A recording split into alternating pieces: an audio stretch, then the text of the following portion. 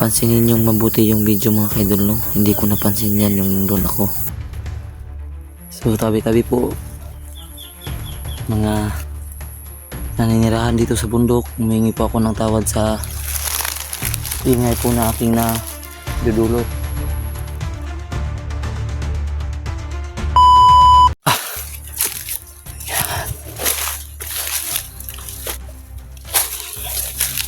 Parang nandyan yung taxi sa loob. Ano natin nga, kalaw.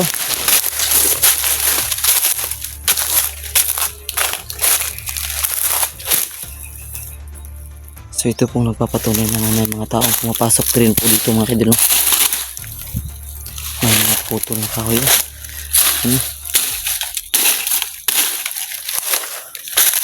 Parang ito na yung mga kaidol.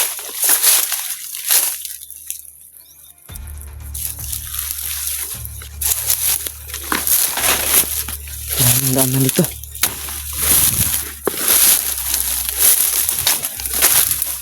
Parang na-close na yun.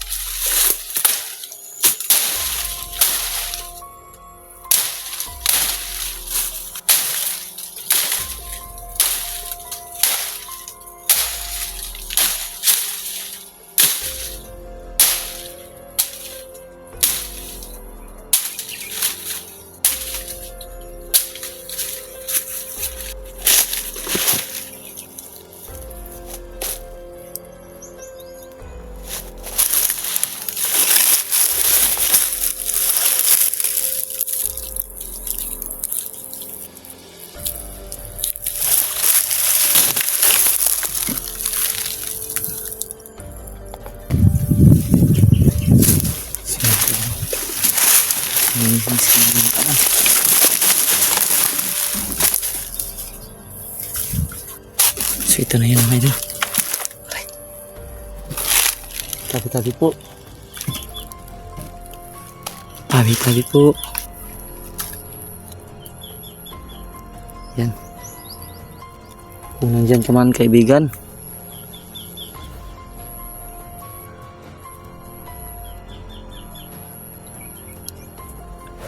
so yan po yung sa mga kaidol.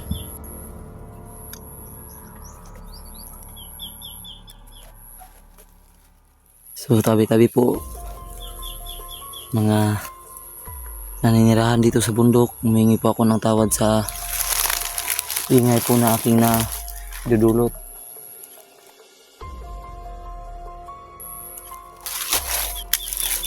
May pakay lang po ako sa katira dito.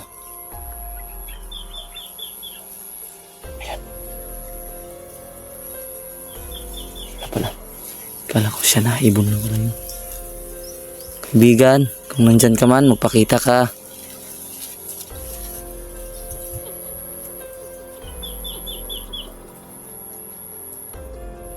So mayayain kasi itong mga elemento mga kaidol, mayayain kasi sila. Kaya hindi natin sila basta-basta mapapalabas mo sa mga pakiusap lang na ganito.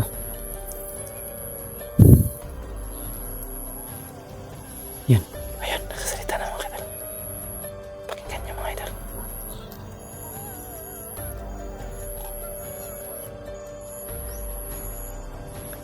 Kaibigan, hindi po ako nakakaintindi sa iyong salita. Kung pwede po, magsalita po kayo nang naiintindihan ko po.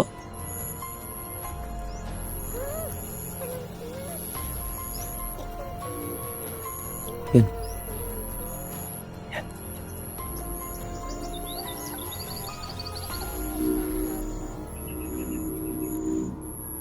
Oo kaibigan, naririto ako dahil gusto mo akong pumunta dito. 3 gabi mo akong pinupuntahan, dinadalaw sa panaginip. Gusto ko lang pong malaman kung ano po yung pakay mo, kung bakit mo ako pinapunta dito.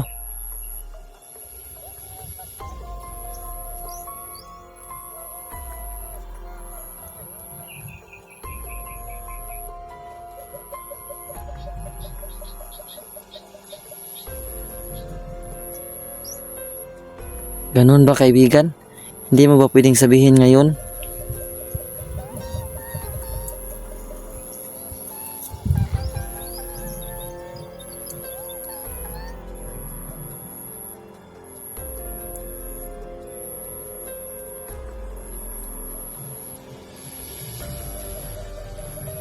Naiintindihan kita, kaibigan.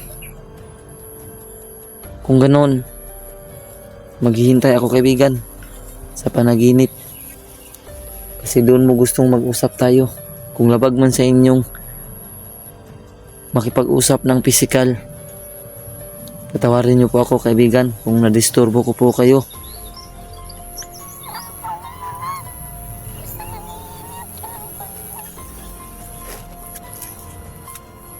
Yan ang idol.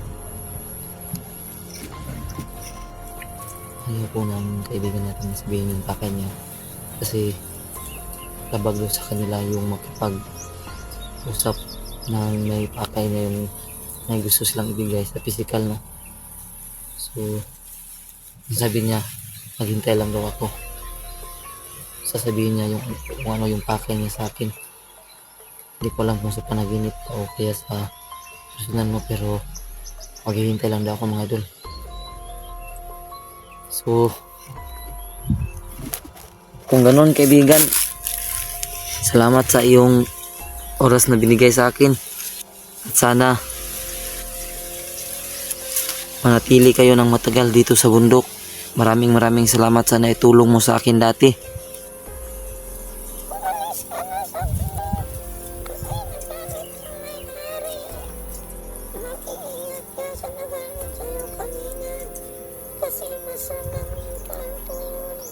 Oo, kaibigan, malaking tulong po yun sa amin. Salamat ng marami. Kung ano man ang iyong pakay, hihintayin ko, kaibigan.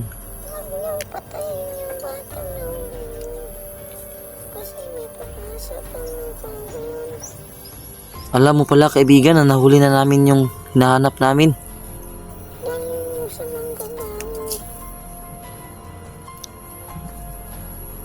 Oo, kaibigan, matagal na namin siyang hinahanap kasi bigla siyang nawala.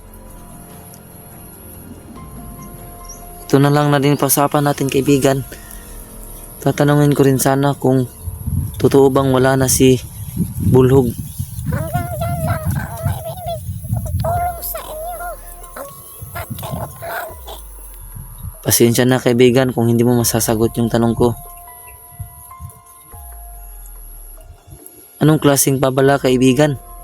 Mag-iingat kayo palagi. Huwag kayong mag-ikapati. Oo, kaibigan, hindi kami magiging kampante. Maraming salamat sa iyong babala. Huwag mo isipin kung anong pakay ko sa'yo. Ang malang na maganda yung Para saan, kaibigan? sa ikaluluti ng iyong pamilya. So yun, mga kaidol, para daw sa kabutihan ng buong pamilya ko yung pakay niya sa akin. Pero wag lang daw akong maging kampante, no, kasi meron daw mga taong pag-iinitan tayo, mga kaidol, no. Hindi lang sa mga kasamahan, pati na rin sa nasa labas, pati mga kalaban natin, no. Yun yung babala sa akin ng kaibigan natin, no. At yung sinabi niya na yung pakay niya is para sa kaibubuti ng buong pamilya. Hindi ko pa alam kung anong klase yun, no? Pero maghintay lang daw ako mga kaidol sa kanyang sasabihin. Oo, kaibigan.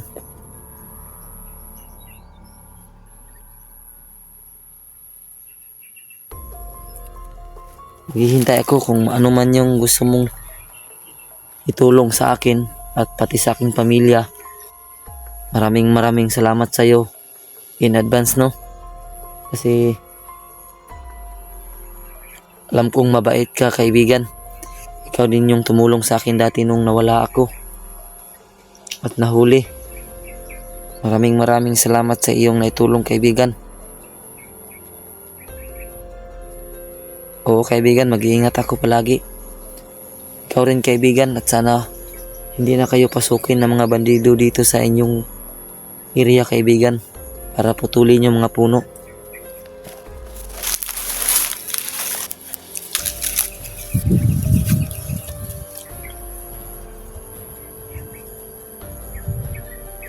Salamat talaga ng marami sa iyo kaibigan.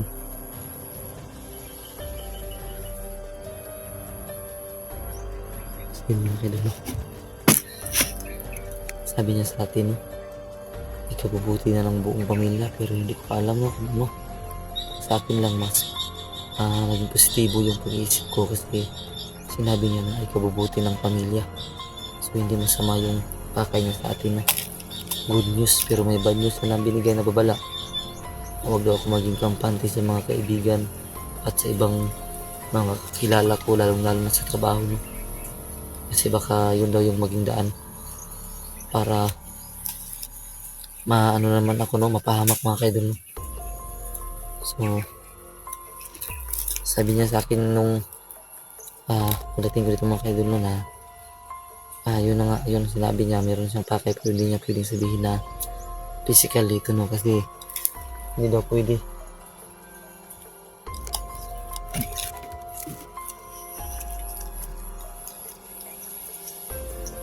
So magpapaalam na ako sa iyo kaibigan. Maraming salamat sa iyong pagtulong at pagsagot sa aking mga katanungan. At sana makabawi man lang ako sa iyo balang araw. Mag-iingat ka palagi kaibigan. Sige kaibigan. Saan ako dadaan kaibigan? Diyan? Kaya doon ako dadaan doon kasi may daanan daw dyan. Totoo kaibigan?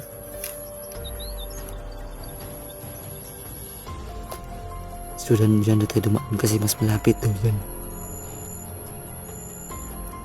Sige kaibigan, maraming salamat sa iyong naitulong. Magpapaalam na ako kaibigan.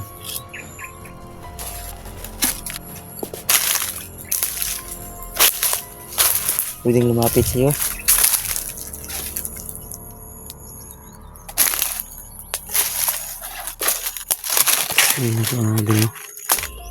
Hindi po to gawa na bahay no. So salamat sa iyo kaibigan. Kung sino ka mang nakatira dito, sana sa susunod nating pagkikita magpapakilala ka na kaibigan. Papaalam ako sa iyo kaibigan.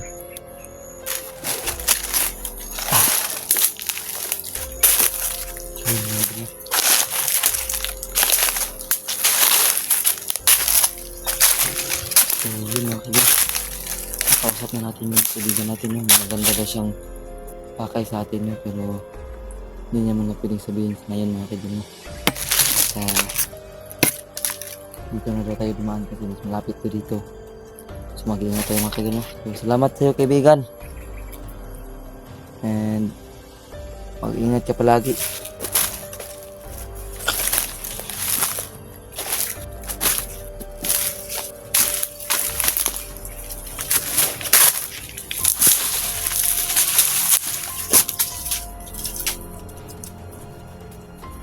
Sige lang ito dito.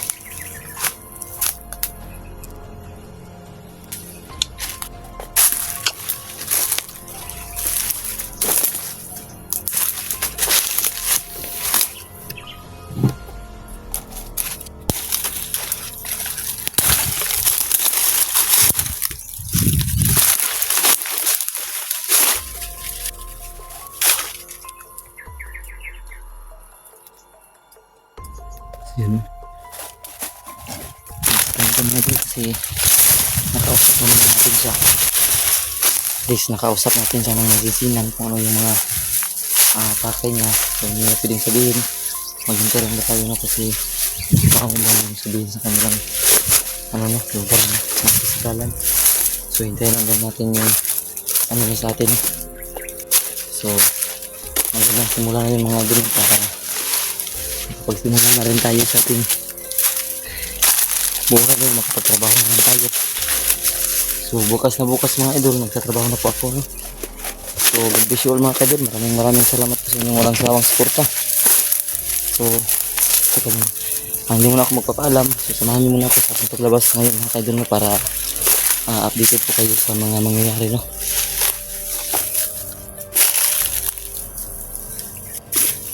Ito yun. Limon.